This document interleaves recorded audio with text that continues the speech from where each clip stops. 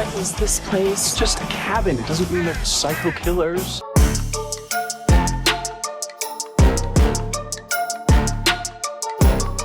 Guys, welcome to another episode of Katie Afraidy on the Fangoria Network.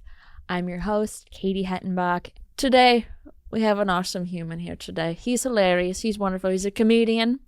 He's done a bunch of podcasts. Apocalypse Soon and Funny for Nothing. It's Kevin Tienken, thinking. That's right. That's absolutely right. You got an accent there for a second. I don't know where it came from, but you're welcome. Let me tell you about this guy right here. He's the guy. It's the guy over here, you know. I'm a little disappointed that I didn't get my satin pants. You should have got your satin pants out. I am a little pissed. They're great. They have pockets. Yeah, I noticed. Is there other pockets up top? I think I have 4 pockets. You can go camping in those pants. Dude, I can put pants. so many things in these pants. I can carry so many objects. It's great. It's great. I love a satin pant. I love a comfy pant. I'm a pant guy. Yeah. A lot of people are shirt people. You're just pant people? Those people are idiots. Yeah. I'm a pant guy. You're a pant guy. Single pant. Single pant. One pant. I used to have a shirt that said pants on it. And I wore it so much that it got holes in it. But that's a true story. It sounds like need.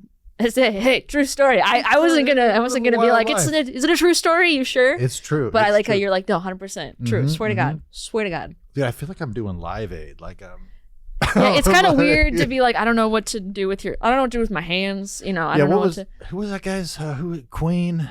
Eddie. What is his name? Who's the lead singer of Queen? Freddie Mercury? Yeah, Frank Merkers. Freddie. Yeah, I call him Frank. You call him Frank? Do you know him? We were tight. You were tight? Yeah. We used to hang out in bathrooms together. Wow. Yeah. That's so cool. Yeah. I'm an old guy. Wow. You know, what are you going to do? I love that. I love that journey for you. Almost as much as I love the journey that this movie went on. Wow.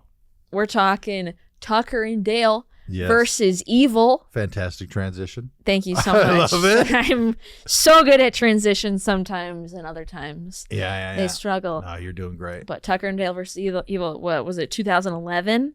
For me, it was last night. It was last night. You said at 3 a.m. At 3 a.m. Yeah, I was editing one of the podcasts you were speaking Yes, of. which one? Apocalypse Soon. Apocalypse Soon. I have to put in a bunch of effort into that podcast with editing because we do like interstitial sketches where Eddie does like guided meditations, or we do like a sketch where you're at an Exxon Mobil meeting and there's pornography being played in the background. It's very absurd, silly sketches. But I was like ready. I was dying. I was ready to go to bed. And then I was like, fuck. Oh, shit. Yeah. And then I watched the movie and it was a horny movie. It was very horny. Yeah. Like I didn't remember it being that horny. Yeah. Then I felt like a creep for suggesting it, completely honestly. I was like, this movie's great that I watched, and it's just a bunch of like stereotypically hot college people. Yeah. With the low-rise jeans. There was a lot of waxing on the set of I like Dale how you and say Tucker. that you suggested this.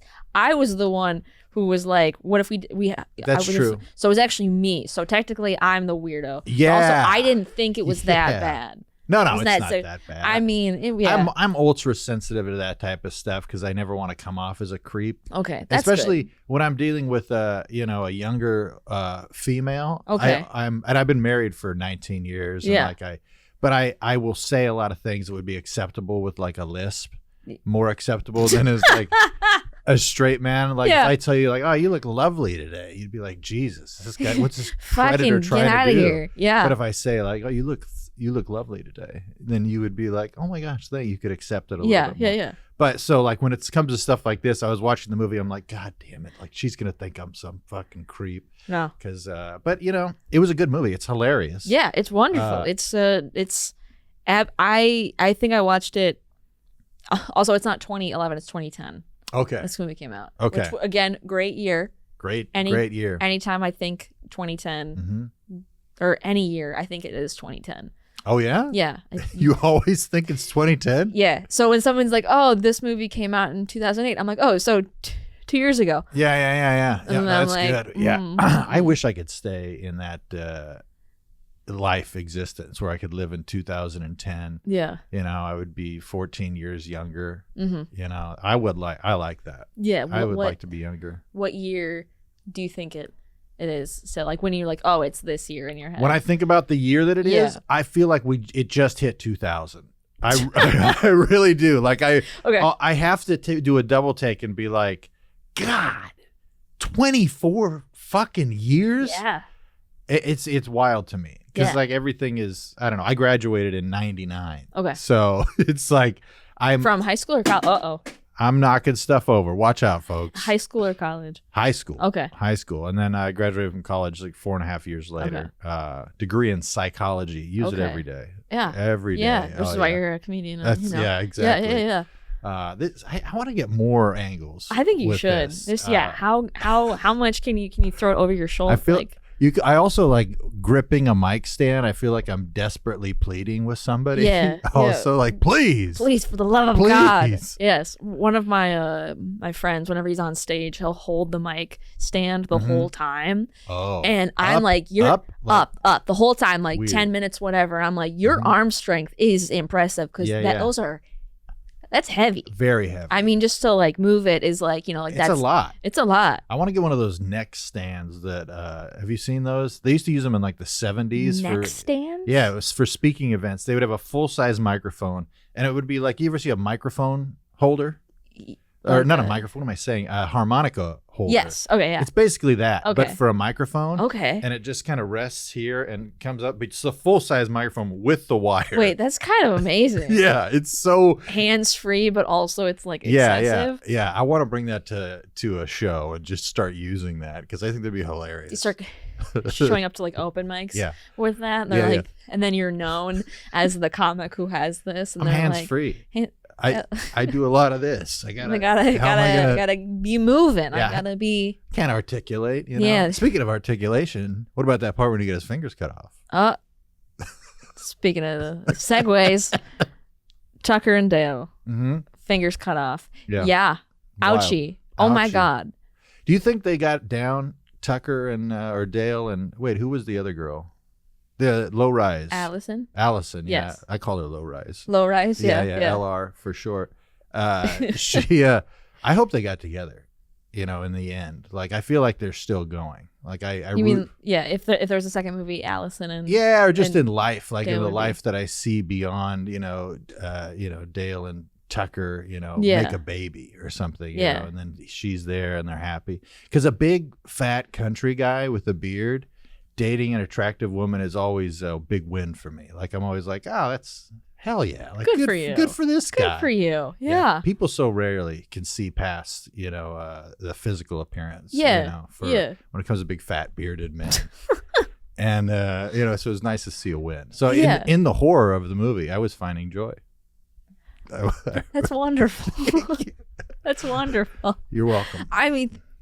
I didn't say. I got it though. It was the undertone of gratefulness. Great. I'm so grateful, honestly. It's also like in general with this horror movie, there's not many. What do they call it? Back speech impediments coming out. Back country horror. There's not that anymore. It was very prominent and like it stopped in like around the 2010s. Well, it was very like the movie when I was watching the movie, I was like, oh shit, I forgot. Like not to mention the low rise jeans, but they're rent free in my mind. Say it.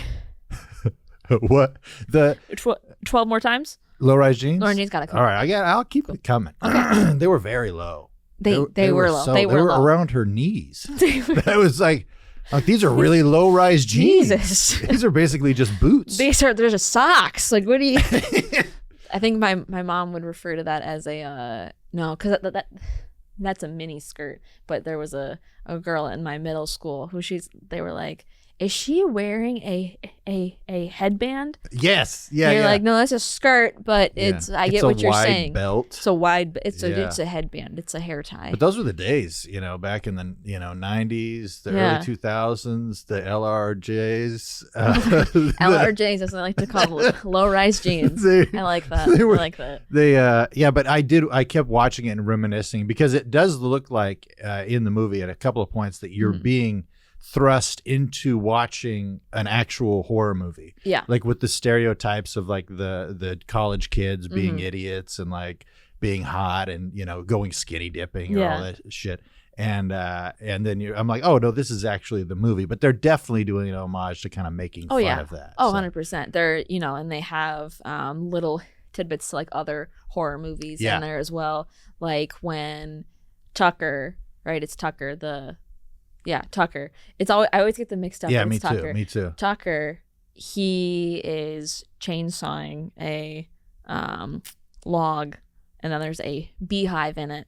Oh yeah. And of course, he goes full Texas Chainsaw and starts flailing around and just running into the woods like crazy. It's great. And that's when people slowly start dying. It's so, again, this is all, it's frustrating, this movie, because it's just, if they all would just stop for a second and just think and be logical. Wow. Communication. Yeah. And they didn't have that, and it led to problems. It's kind of like, you know, where we're at today, you know, social politically, socio-politically even, where you just got to stop. You know, you got to stop and listen. Hey, everybody, we're just going to all take it. We're going to take a 10-minute nap. We're going to have a snack, and then we're going to sit in a circle. And everyone's going to, you know, everyone gets 5 minutes to speak. We're going to pass the ball around. We're all going to listen. Put our listening ears on. Be nice. By the way, I saw a billboard on the way over here, and I thought I'd share this message because I had no idea that this was even something. But the billboard said, don't be racist. And I was like, holy shit. Really? That's a good one. Yeah. And it's crazy because I've been racist my whole life. And I like, saw the billboard. Like, and now I'm like, thank you so much for telling me. Yeah. I have friends that don't look like me. It's crazy. You're like, what? What's going on? Yeah. It's nice. It is nice. I try to share these little moments that I find in the car, you know, from billboards. Billboards give a lot of great advice. And they I do. try to share it around. Like, you know, go get tested for, you know, HIV or it's whatever. free. It could happen to you. It could happen to anybody. So I'm also going to connect to the movie because I'm from Wisconsin. Okay. So not really the back country, but I have, you know, my aunts live on farms and you stuff. got some country in there. Yeah. But now when I go back, they go, "What's up, Hollywood?" And I'm like, I don't like that. I don't know if I like that. Yeah. It's weird. My family's from Lindsay, which is like Central California. They're orange orchards and olive orchards, and did a lot of that type of work. So there's a lot of people with Southern accents from Central California in my family. Okay. So it's a weird thing. But like, you know, Pop, we gonna help. Like it's like I'll go my cousins full on. Like Pops, we gonna get the corn ready for. And I'm like, where are you from? Like I never left town. I'm right here from California. It's like, I don't think you are. Where are you from? The South? Are you sure about that? It's weird though. The country sneaks in. It really does. A lot like, you know, the humor in this movie sneaks in. Segue. But also the Southern accents are so like prominent, especially for Tucker and Dale. Yeah. I was watching the bloopers, and a lot of times they would say a line and they'd be like, I didn't have an accent on that. I need to do it again. Oh, really? Because they would keep slipping in and out of it. It's so good. It's just funny. And it's good. It's good. And I do the opposite. I do a lot of voiceover for commercials and corporate training events. And like, if you go to a pool at a hotel and you hear a voiceover of somebody saying not to run around the pool, that's me. Oh my God. In a lot of cases, yeah. So I do a lot of voiceover, but when I do that, I'll get an accent a little bit, and they'll have to go, hey, there's a little bit of an accent there. I'm like, I don't know where it's from. But it's here. It's here. Hey, y'all, don't be running around the pool, please. Okay. Okay, thank you guys so much. Thank y'all so much. Thank y'all so much. Have a blessed day. This is not the take you want to send in, is it? Have a blessed day. They're like, no, it is. It is. I also want to go back to like the opening scene. Please. With the because it's just when they're in the car and you're introducing all of these awful college kids. Yes. And they're like, you're either an Omega Beta or you're a freak. And then the slow, you know, Tucker and Dale truck pulling up, and then Dale's just like looking out the window, just like terrifying. And you're like, oh God, he's a freak. What's going to happen? And then it switches the POV from Tucker and Dale, and you realize that, Yeah. they're just some nice guys who want their vacation home. They're just regular folks. They just want a vacation home. They just bought it from, the Evil Dead. Yeah. And they might, get murdered in there. Is there an Evil Dead reference in there? It should be. There should have been, but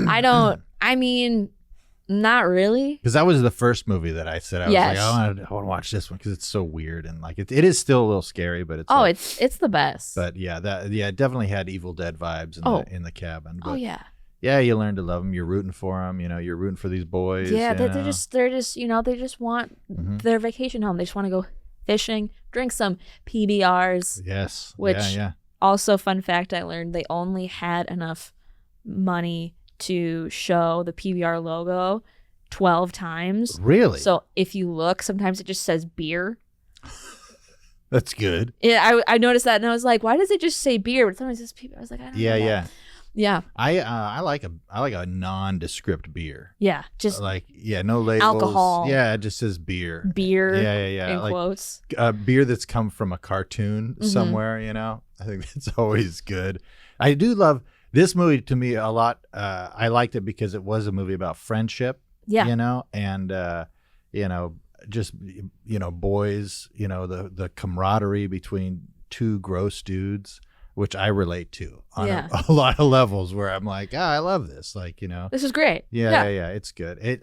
I when I watched it though, I was like, there really isn't that much scary stuff. It's just a lot of gore. It's a lot of gore. Yeah, it's not like, it's definitely more on the comedy side and then like with a side of horror. Yeah. But the parts that do, exhibit that horror are like, they're gnarly. Oh yeah. Like these kids, first Tucker is like, oh, I know what we're dealing with. It's a suicide pact because these kids just start dying left and right. Jumping in the wood chipper. The wood chipper. Amazing. Fargo. Anytime I see wood chipper, I'm like, Fargo. I love it. Great movie. Tucker, like the kids are, the college kids think that Dale and Tucker took their friend Allison, aka Low Rise Jeans, and they're trying to save her, but Allison's just chilling, playing a knockoff version of Trivial Pursuit because again they couldn't get the name. It's so ridiculous. You'd think that those companies would be stoked to have their product in a movie and would actually pay to have it in the movie. We don't have money. They want to be paid. Yeah, they want to be paid. So my question to you is, if you had to play a board game with someone who you think is potentially or thinks that they're kidnapped, what board game are you playing? Wait, I kidnapped him? Or I'm the kidnapper? You're the kidnapper. Let's see here. What board game would I want to play?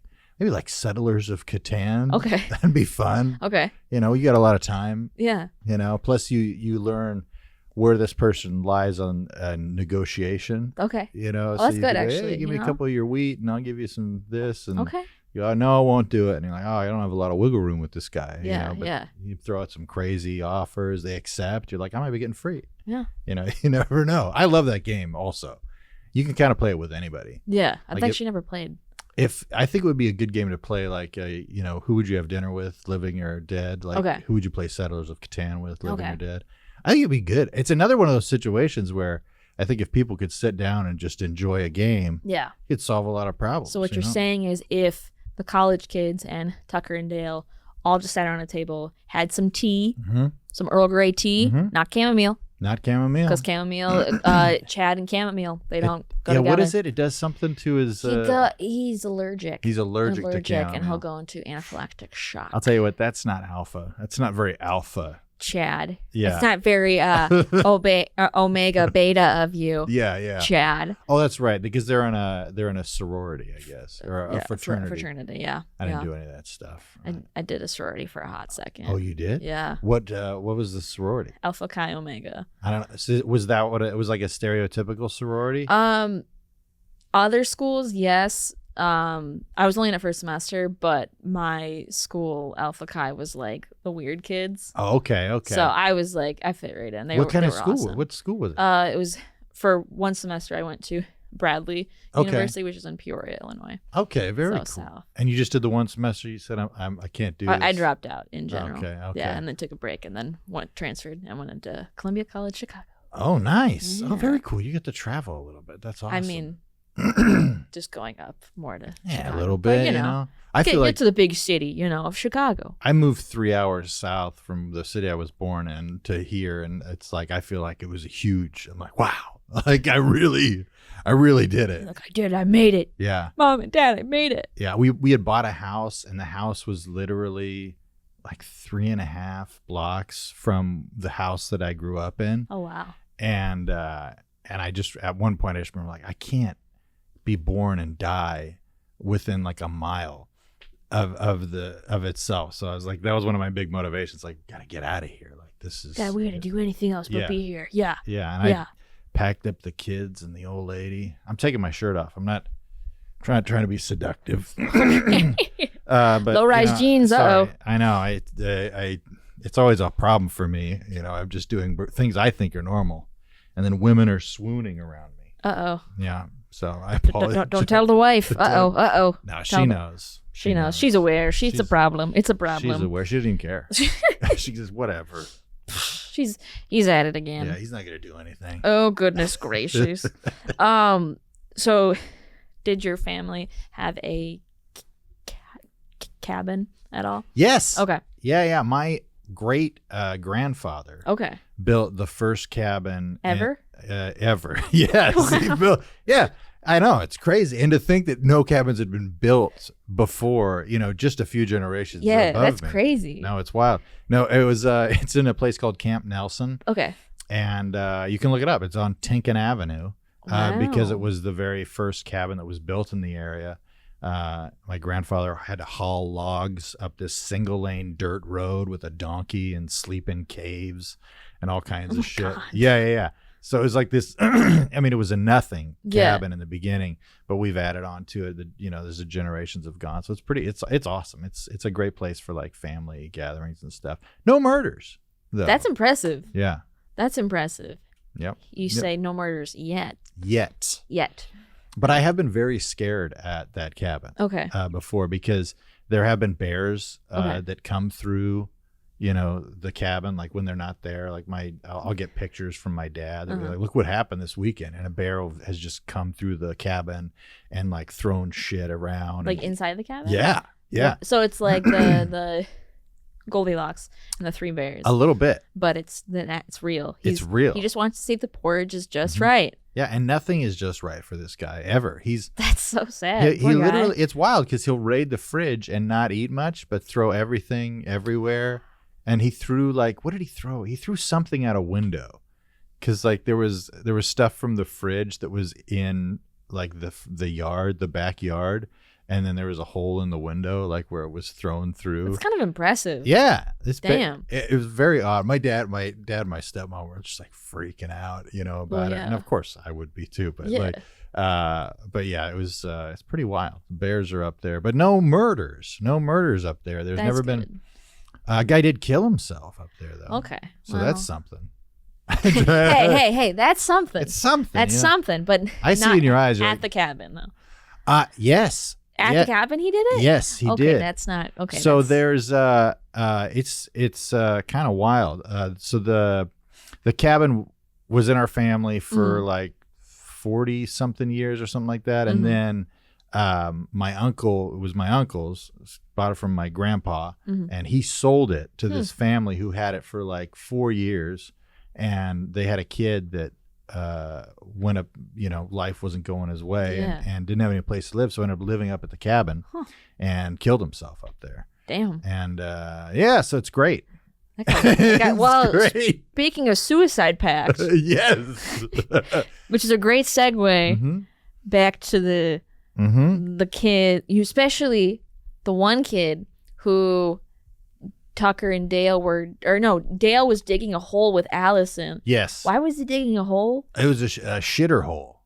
Was it a shitter hole? Yeah. He was. I remember that part specifically. Okay. Yeah, because he was. I've dug a lot of shitter holes. Okay, so but that was a pretty big I shitter related. hole. That was like a body size shitter hole. Is that Well, he's Okay, a big guy. okay? Fair enough. But this guy comes at him with also the college kids. There's so many of them.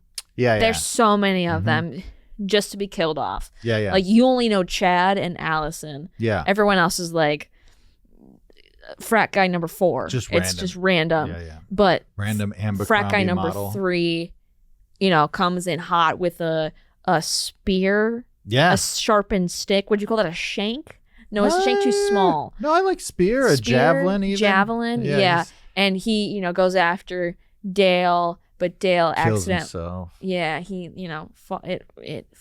Oh, falls, yeah. and then he falls And on he's the spear. slowly falling. Yeah, on and then him. the blood's getting on Dale, and Poor then Dale. Allison's, of course, knocked out again because you can't have a female actress too long in a movie, so you just need to keep knocking her out real quick. I imagine in the script writing or whatever, they're like, so she doesn't see this again. So wouldn't she see this? Because later she doesn't know in the movie until later what's going on. Yeah. So wouldn't she see this and they'll be like, maybe she's passed out again. What if she gets hit with another shovel? They're like, oh, that's great. They're like, Perfect. oh, genius. Great job, Jake. Get in here. It's written by a guy named Jake. I'm Get in assuming. here. He's a script supervisor. It's great. He might be. He might be. Look at you. You got your notes. Oh yeah, I and got notes. I everything. got notes. That's awesome. Another central question that Dale. So initially, when Allison, wakes up in this cabin, she's like, "Oh my God, I'm gonna get murdered by these people. Oh my God!" Dale comes in, and he's got pancakes and eggs, or he's got pancakes ready to go. Oh yeah. And she's like, and he's like, "Oh, you don't like pancakes? Yeah, okay, yeah. I'll go make something else." So you're kidnapped, and someone brings you breakfast. What are you looking for? A lifetime mate. At that point. Wow. Okay. If somebody's bringing me breakfast, I don't care the conditions. How we got there. That's in the past. You're bringing me breakfast. That's passion. They're getting wifed up, regardless of gender. I'm doing it. You're like, you care enough Yeah. to make me breakfast. I'm gonna say you should raise the bar just a little bit. You though. think so? I think you should. I don't know. No, Because if they come in with watery eggs, I'm gonna be like, gross. Now if they come in with French toast with some powdered sugar on there, is that your favorite breakfast? it depends. I'm not a breakfast person in the morning. Okay. I like it at night. Too much I in like the morning. that. It's too much in the morning. Yeah. I have. It's not necessarily my favorite, but it's my best go-to breakfast that always wins. And that is just taking a piece of bread, biting a hole in the middle, putting a shit ton of butter on the pan, toasting the bottom side, and flipping it over, crack an egg in there, cheese, pepper, garlic, salt, and then you got the runny egg a little bit, and then you dip it in. It's the best. That's my favorite easy breakfast. Easy breakfast. Okay. But yeah, usually I or a stack of lumberjack pancakes. And, yeah, anything with the lumberjack in it in the breakfast description, I'm usually excited about. Lumberjack, get jacked up. Yeah, I'm like, look, I'm gonna get so buff after I go to Denny's today. You guys aren't even gonna notice me. You're gonna freaking. But I do love that moment in the movie when he does that because it's so sincere. It's very sincere, yeah. And then she's like, "Oh, he's a nice guy," and then her pants somehow get lower. It's wild. You couldn't get over the pants. No. Well, even at this point in the movie, her pants are literally wide open, zipper and button undone. Oh, they are. You're flapped right. down. Yeah. You're right. I think I did notice that. That was weird. Maybe I am a creep. You might be. That's okay. Oh, hey, shit. At least you're. At least you're realizing it now. This is a safe space. Yeah. You can do a 12-step program. Yes. Step 1 is admitting you have a problem. Step 2 is relapsing. Yes. And then step 3 is going back to step 1. That's true. That is true. Yeah. I grew up in a very religious, throughout church up until I was 30. And so much so that they would literally in the church, because it got really popular when I was in college, and so there's a bunch of college people going, but the girls would sometimes show up in outfits that the pastors didn't approve of. Oh no. So they would crank up the AC. So the judgment in my mind, it's so fresh Like it's just fresh in my mind. You're like, they are sinners. They're obviously gonna die. Yeah. I'm like, oh, geez, the low rise. Here we are, And then I go, Kevin, you knock it off, all right? Kevin, you take it Kevin, easy. you're being weird. Kevin, you're a long time ago, You're sounding like you're being a little bit of a Chad. Oh, a little bit, yeah. But I won't lick anyone's face while my face is bleeding. That's that was good. That was weird. Scene. That was weird. Yeah. Because they all were having how did that scene even happen? So like initially they think she's got Stockholm syndrome. They think so. Yeah, because they all the college kids come in to the cabin and they're like, we're gonna fight. And Allison's like, hey, we're all just gonna sit at the table, sit down, have a nice conversation because she wants to be a therapist. So she's like, I'm gonna help us. We're gonna do great. And then 2 other college kids are outside and they're like, we're gonna come in guns a-blazing. And they come in with a freaking edge trimmer. Trimmer. They scramble that other girl's face. Yeah, just brutal. Just gone. Bye-bye face. And bad move. And then Not fire. a great move. And then the guy starts on fire. I forget exactly how he started on fire, but he exploded pretty quickly. Well, he literally was pouring gasoline around the cabin for a while. And then she's going, hey, knock it off. And then she, By the way, that was the one moment in the movie where I thought this is bad acting, where she goes, he's splashing gasoline around the cabin. She's going, hey, don't. Come on. Stop it. Hey. Don't be do that. Nice. Yeah. Don't do that. Yeah. And I was like, come on, she'd be a little more passionate or like oh my God. Dale and Tucker, their cabin. Their vacation home. Yeah, I had to call them fucko or something. Like, look, anything. Knock it off. Hey, bitch. Hey, don't. That's how I would have done it. Don't do that. But I don't know. And then, of course, everything, goes ablaze. You got the girl, the one girl, and I don't know her name, but she's so stereotypical and it's great. It's wonderful. She's a classic horror trope. And she has one of the college girls? Yeah, she has a cigarette and she's smoking and it's great. And her reaction also, I need to go back to the wood chipper scene. She gets doused in blood and she just goes, ah! And then she it sprays her. She goes, ah! And then she just ducks really quickly.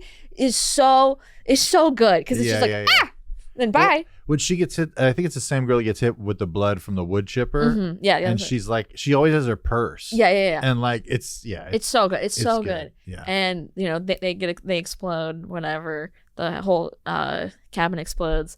They're like, oh, we just escaped. Tucker, Dale, Allison, the only ones to survive. And then Chad's coming out and they're like, oh, should we help him? And he's like, ah, and you're like, oh no, he's crazy now. Yeah, he's lost it. Yeah, he gets really sexually aggressive in that. Yeah. It's very odd that you'd go through the trauma and think you're being killed and all of a sudden you get horned up, and you take your gal, and it didn't make a lot of sense to me. But we find out that Chad has this tragic backstory where hillbillies killed his parents. Yes, that's true. But then we find out that he's actually part hillbilly. And that's the big line.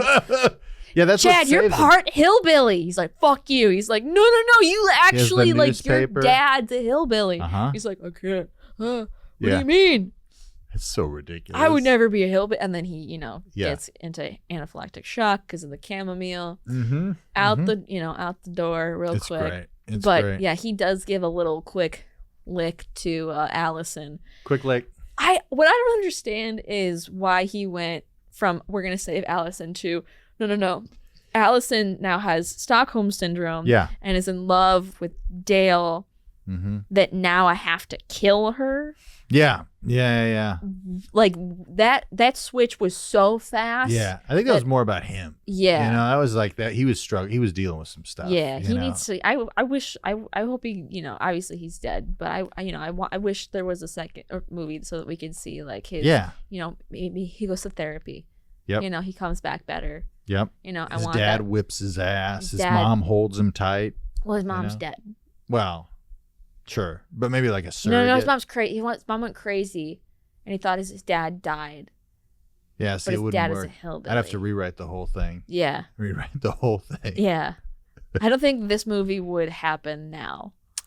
You don't think so? I don't think it could be made, like, especially mainstream. Yes. I think indie, sure. Oh, yeah. 100%. But mainstream, like Tucker and Dale. I mean, Tucker and Dale had a very limited, like, theatrical release. Yeah. It was mostly indie. I was blown. I remember when the movie came out, I was kind of impressed because it was, relative unknowns, and it got a good release. Like there was a lot of people saw the movie, which is, I think, is awesome. Like anytime that can happen, somebody can pop out from the underbrush of Hollywood or whatever, because usually it's the same people all the time. But horror's good for that. Yeah. They do that a lot where they'll put, kind of unknown folks in there, and I don't know. I like it. It was good. Yeah, everybody did. I mean, despite, some poor acting parts, I think everybody played their roles so well. And Tucker and Dale, they're just fun people. And it's so, it was just fun to watch. It is interesting, though. I don't know if you knew this. On the DVD, there's a 20-minute POV switch. Oh. From the college kids' perspectives that show Tucker and Dale as these, like, crazy serial killers. That's awesome. And I'm like, that's like an extra feature? Yeah. That rules. Which is crazy. And they realized why they couldn't do that, obviously. But, I mean, there's still some scenes where it looks like it. And I'm like, okay, I get why they thought. Mm-hmm. But, again, they didn't have communication, and that led to problems. Oh, yeah? So if they just sat down and talked about it. Great life lesson. Yeah, I don't know. Well, Kevin, thank you so much for I'm being not here going. today. You're not leaving. You're staying. No. Okay, but this is the time of the show where you plug your shit. All right, watch Apocalypse Soon with Eddie Pepitone, the podcast that I do every week. We got sketches, improv, all that kind of stuff. And Funny for Nothing podcast with Bruce Gray. He's a friend of the pod. Yeah, also, stop by my place, and come hang out and bring an extra PlayStation controller. We have lots of food. Wow, that's so nice. Mm-hmm. You might get someone who actually shows up, so just be warned. I will say, I have... because everybody's sad in Los Angeles, at the core, like they're not everybody, but everybody. But I see a lot of people looking longingly into the darkness, outside of open mics, mm-hmm. and I will often invite them to come to my place because I live up close to the mountains. Okay. And when I get bummed out, sound like you want to murder them. It does a little bit, but that's they got to go out on a limb. But I'm like, come up, let's go up to the mountains, let's look at the stars, like take a couple of deep breaths, like. You see, there's a lot of sad dudes that I see. There are. Yeah, and I do say dudes specifically because I would never ask a woman to hey, come up with me to the stars. I wouldn't do that. But a lot of dudes, and then they're like, what? I'm like, it's gorgeous, and it's the breath of fresh air. It's fresh, Again, so the brotherhood that you're making, just like the movie. Wow. Mm-hmm. Tie it all together with a bow. Look at that. Beautiful. Here we are. It's Katie is Afraidy. Yeah, the studio. Beautiful, immaculate, wonderful. Well, Kevin, thank you so much for being here today. Thanks for having me. Of course, and thank you to our sponsor, Filmcraft Studio Gear. You can find them at Filmcraft LA on Instagram or at filmcraftla.com. And guys, I'd like to leave off with some really shitty advice. I love it. Or maybe it's good advice. You know what? I'm going to give some good advice. Okay. If you have a communication issue where one side thinks the other side, you're making some harsh judgments because you judged a book by its cover, and you're like, those people are definitely murderers. Those college kids are in a suicide pact. How about everybody sit down, play some cards. You maybe play some spoons. Mm-hmm. You could play some Go Fish, some Catan. Mm-hmm. Okay? Mm-hmm. Have some tea. Chill the fuck out. Talk to each other. Communication is key. Yeah. Because without that, you get issues. And with that, we'll see you next time. Stay spooky.